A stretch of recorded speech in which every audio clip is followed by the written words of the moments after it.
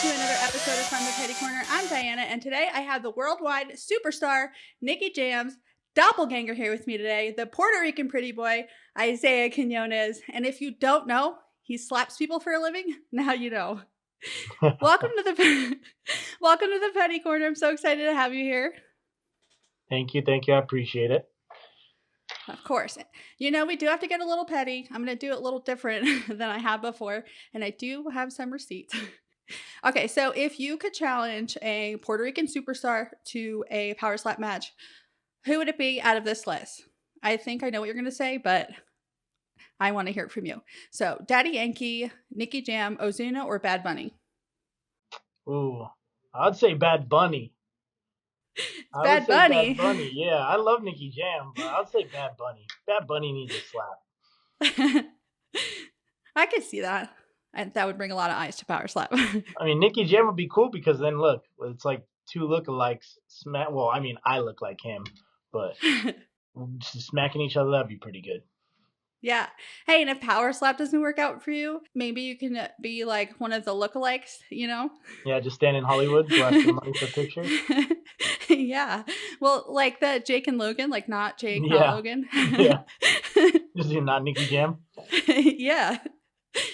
Okay, I'm going to name some people and just tell me the first word that comes to your mind when you think of them. Nikolai Solkic.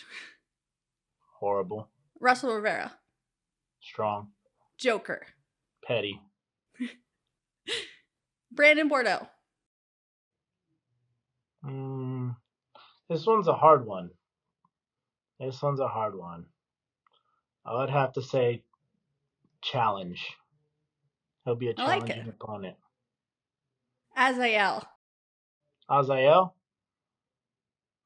Brother. Love it. Okay, John Davis. Boring. Ooh. Okay, and the Chief Power Slap. Way too cocky. Okay, so since we're on the topic of him, I told you I came with receipts. Slap News had a video of you, I believe, and he said everyone should be asking who's next for the Chief. Heal up, boss, and he tagged you. He said we can definitely go next when you're ready. Until then, let's go, Brandon. Where the Fook is the fake champ nowadays. So he was coming for everybody, and you guys all had something to say on that. But what do you think? He needs to stay in his lane. He needs to stay in his lane. One, he hasn't been hit yet, and hasn't been hit like us. So that's number one. So he may have a good swing on him, but I guarantee he would never be able to move me. Not 1 inch. Nothing will ever happen to me if he tries to give all his might. He could even step and foul me, and he still won't knock me out. I'll even tell the refs he can step into it, and he won't knock me out. Let's put it that way. And like I said, he needs to stay in his corner, and he needs to simmer down a little bit because he hasn't even fought anybody or went against anybody that matters yet, and he hasn't been hit yet. He has no clue what's about to come to him. So he could work his way up the ranks, but he needs to stop shooting for the stars, acting like he's a somebody, and that's my biggest thing. Yeah, I think it was interesting that a lot of the new guys on season 3 are barking up all these kinds of trees, and we haven't seen what they have done yet. But I also think it's interesting that when the new rankings came out, he was in it. So we'll see what happens in the future. Yeah, he's building lots of rivalries. So yeah, I mean, you know what? He's doing a good job. He's marketing himself. I'll give him that. So I'll give him kudos to that. But listen, don't talk a big game if you haven't even been in there yet, and you haven't even received a hit yet. Yeah. And I have seen your videos of Russian Slap Show. Is that what it's called? Yeah, it was Stone Faces. Okay, so when you did your qualifier and you went up against Nikolai, you said that you have the technique to beat him. And the technique, I just want, because you have transformed a lot since then. So what would you rate your technique on Russian Slap Show? I mean, my technique was amazing. My technique hasn't changed. The only one against Nikolai that like I got knocked down, one was a fluke. That was a fluke. I was sick all week. I probably had COVID or whatever. I don't know what it was, but this is my opportunity to be on a show with Dana White. I wasn't going to tell anybody I was sick. I was pounding NyQuil the whole week before. I was weak all week. And when he clubbed me, one, it was a club. Let's get that straight. You could even see it. Number one, it was a club. Everybody who was there verified it was a club. But of course, it's not in the show because, I couldn't move forward because the ref called it. He could move forward. And I'll say this as well. Mark Smith stopped it. I was fine. I recovered.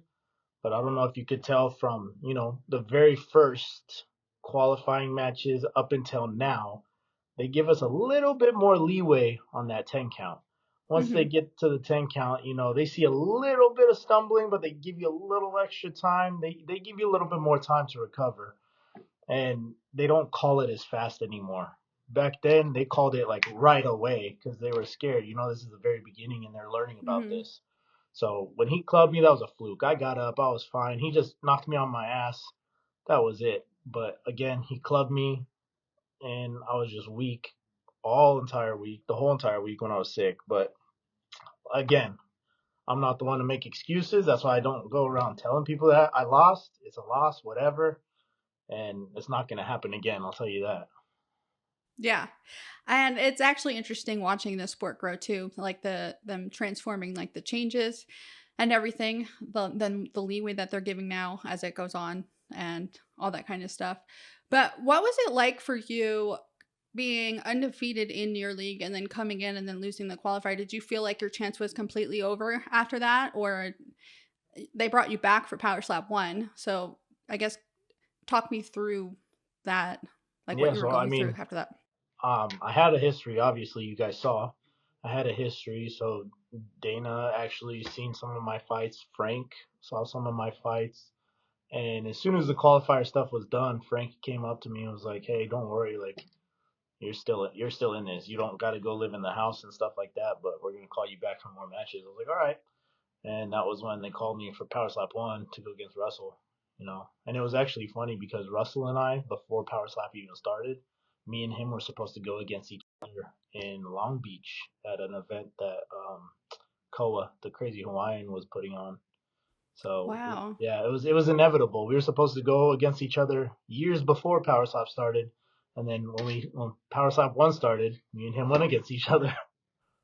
that's awesome. It's like a full circle. Yeah.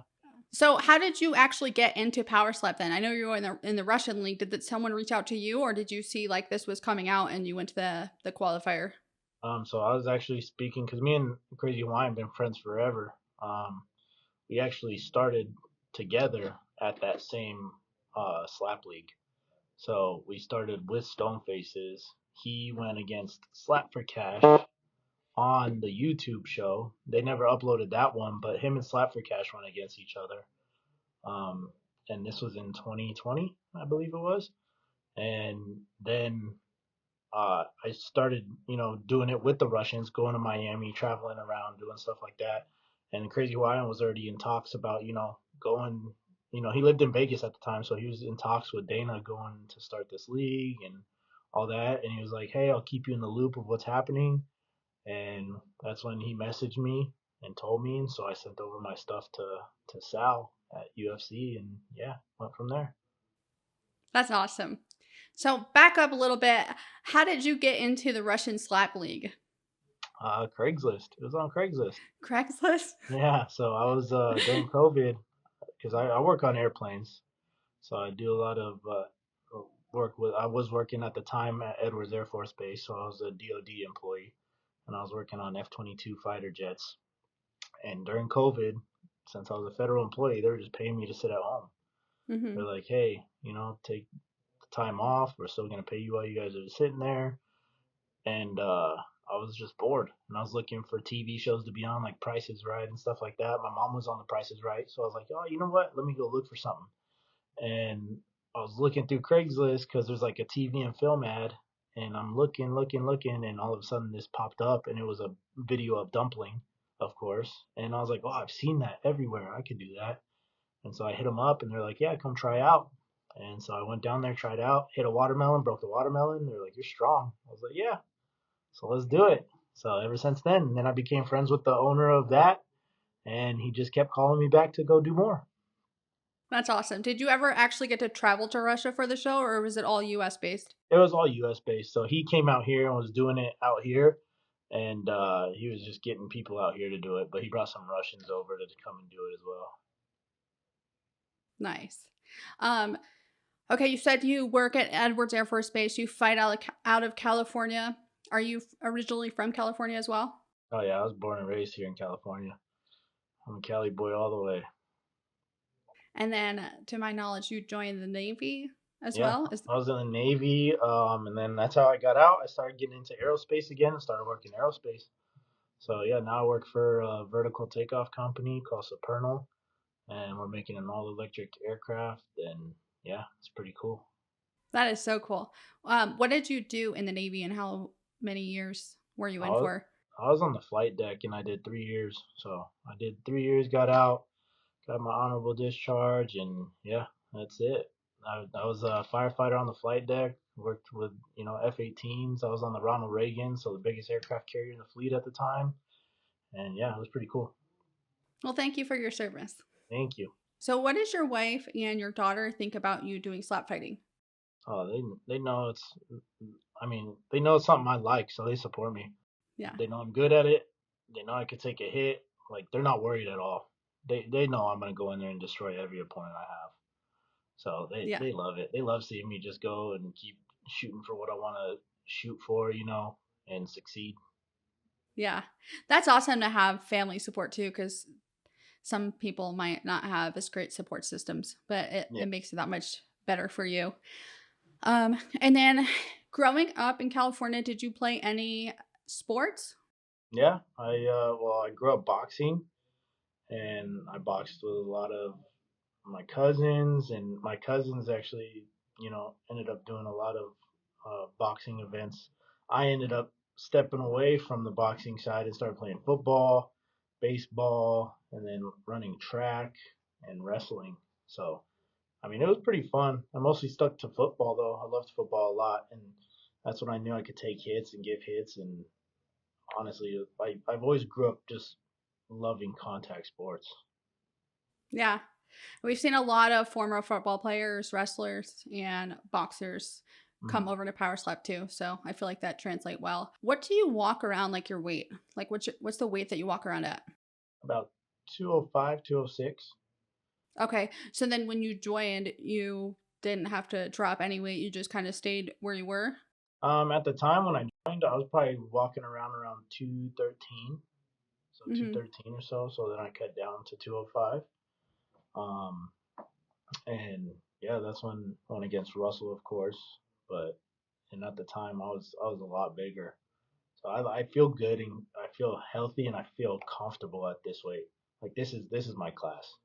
Yeah. I feel good. Even when I was in 205, I just felt a little too heavy. So Yeah. Well, you look big for a 180 too, as well. that's what everybody says. Everybody always says that. They're like, "No way." I was like, Oh, "Yes, I 185. promise." Yeah, you look really big for a 185, but I'm glad you feel and look healthy in there. So your division is probably one of the most exciting divisions right now because you came in, you made a statement with that knockout. What do you think is next for you? Because people are trying to line you up with Brandon Bordeaux, Isaih, John Davis. Do you think that you deserve the title shot immediately, or do you feel like maybe you need to face Brandon or Isaih before you go for the title? No offense to Brandon. I mean, he's strong as hell and he's got a chin on him. But in all fairness, for me to take out the number two guy who's never been knocked out, I believe I deserve Azael or John. That's right off the bat. Brandon, he's just right up right. Actually, now I'm above him in the rankings, so I don't think I should go back in the rankings to go fight Brandon. If anything, I think it should be me going against Azael or John, and then him, going against me at that point after one of those matches. Um, and I definitely want to be the first one to take Brandon's 0. So I definitely want to do that. But yeah, no, and I know Brandon understands this. Like he would understand. Like, why would Mm-hmm. I, if I just took out number 2 guy, why would I go against him? You know what I mean? Mm-hmm. So I think I think my guess is the best plan is gonna be setting one of us up to go up for the championship, and then one of us going against each other, whoever doesn't Yeah, get that shot. I think so too. But yeah, I can't wait to see how it all pans out because it's super exciting and it's been the talk since Yeah. Power Slap 8. Yeah, and Have you ever? I'll tell you this that he like when it comes to me and him going against each other, it's not gonna be a knockout. I don't like. I mean, I have the power. I believe I can knock him out, but he also has a strong chin, Mm-hmm. and he believes in his chin. So and I like we've talked about this. He's like it's gonna be a battle for sure. So I agree with them 100%. I think we're gonna just go at it, and it's gonna be a wild, wild, wild match. Yeah. Do you want to pronounce your name for everybody? Because I have heard some crazy pronunciations of your name. Yeah, it's Isaih Quinones. Yeah, because I've heard like I don't even know. Like even the commentators on Power Slap, they can't get it right. I But know Michael Bisping has a hard time saying my name. well, there you have it, guys. It's Isaiah Quinones. um. Okay, so you wore a mouthpiece at Power Slap 8, Mm-hmm. and I want to give you the opportunity to talk about it because it sounds like it's something very near and dear to your heart. Mm-hmm. Just to give you the chance to honor it and speak on it and why you wear it. Yeah, so my uncle, he was an LA County firefighter. My dad and my uncle, they were born in New York, moved out to California when they were like 13. My grandmother used to work in the World Trade Center, so they used to go play in the World Trade Centers and stuff like that. And of course, they moved out here before the whole attack and everything. Um, but yeah, my uncle moved out to California, became an LA County firefighter.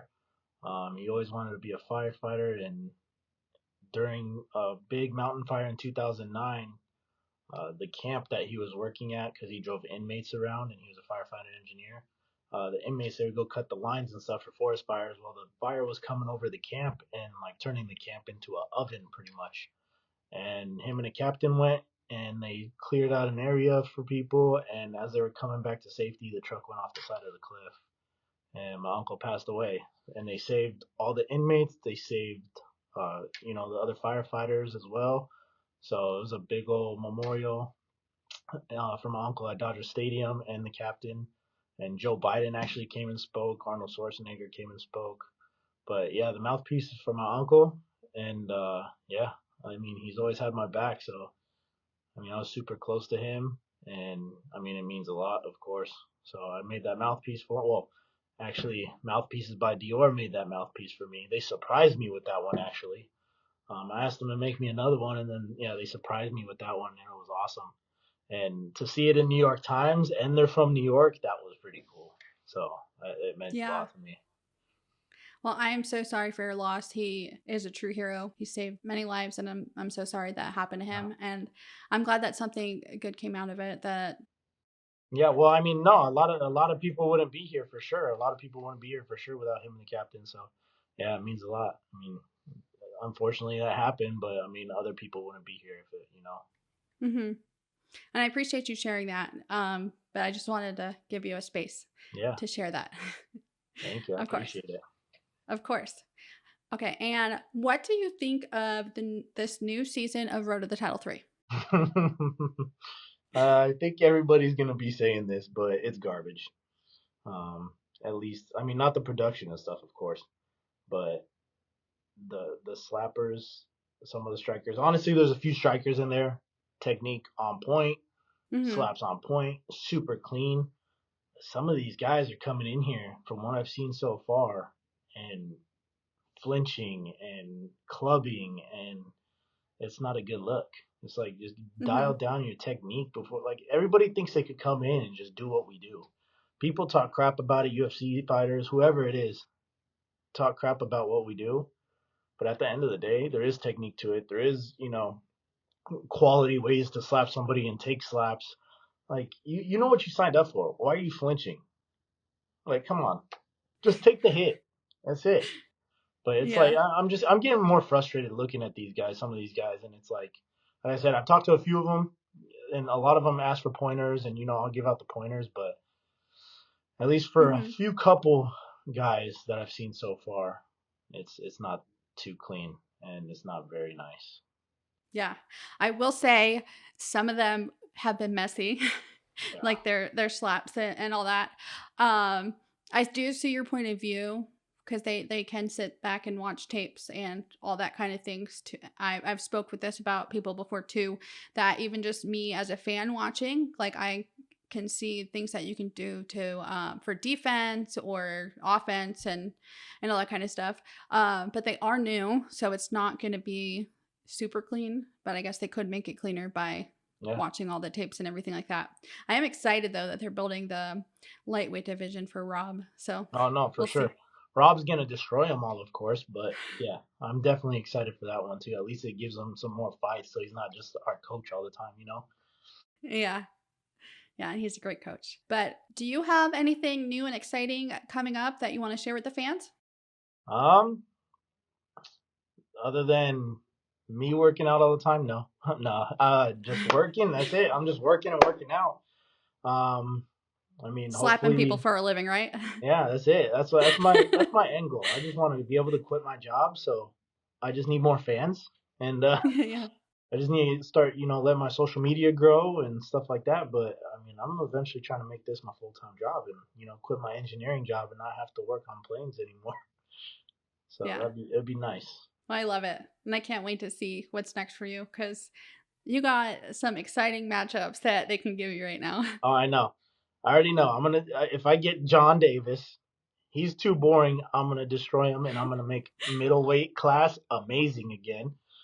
And then if I get Brandon Bordeaux, I'm gonna take his donut that he has. And if I get Isaih, me and him are super close, and I love him. And I'm close to Brandon too, and John. Honestly, it's like, but me and Isaih hang out the most out of everybody. And if they give us each other, it's gonna be crazy. Our wives will Yeah. hate it. Our wives are gonna get mad and hate it, but we already know we're gonna go all out and try to slap the shit out of each other. Yeah, and he wants it too because I interviewed him, and I'm sure you saw the little clip. But he said, besides John Davis, you're the only one that excites him right now. Yeah, it makes sense. So, It makes sense, honestly. hmm So, I mean, whatever they do is gonna be smart. I mean, power slap, like Erica and Frank and all them have the power right now to put any middleweight up against any middleweight, and it'll be exciting. yep. Even the chief. Oh, Chief will be exciting because it'll be a fun knockout for people.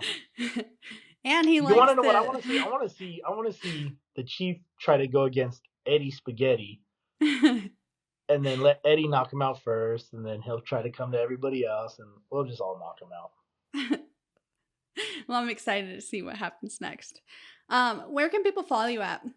So Isaih_power slap. So and then Isaiah slaps on my TikTok. But yeah, Isaiah_power slap on Instagram. Do you use Twitter or any other platforms besides TikTok and Instagram? Nope, no Twitter. I just have Facebook, Instagram, and TikTok. That's it. Okay, So awesome. Isaiah slaps on TikTok and Isaiah_power slap on Instagram. Well, there you have it, guys. Well, Isaiah, I just want to say thank you so much for being here. I really appreciate your time, and I am so excited to see what is next for you because, like I said, the middleweight division is all the hype right now. It's getting exciting now. Let's go. Yes. And also, guys, if you didn't know, he did get the $10,000 crypto bonus. I did. And now I plan on getting knockout bonuses, everything. Mm-hmm. I'm telling you, I have one of the strongest chins in middle class, or in the middleweight class. But I'll tell you this too. I tell everybody this.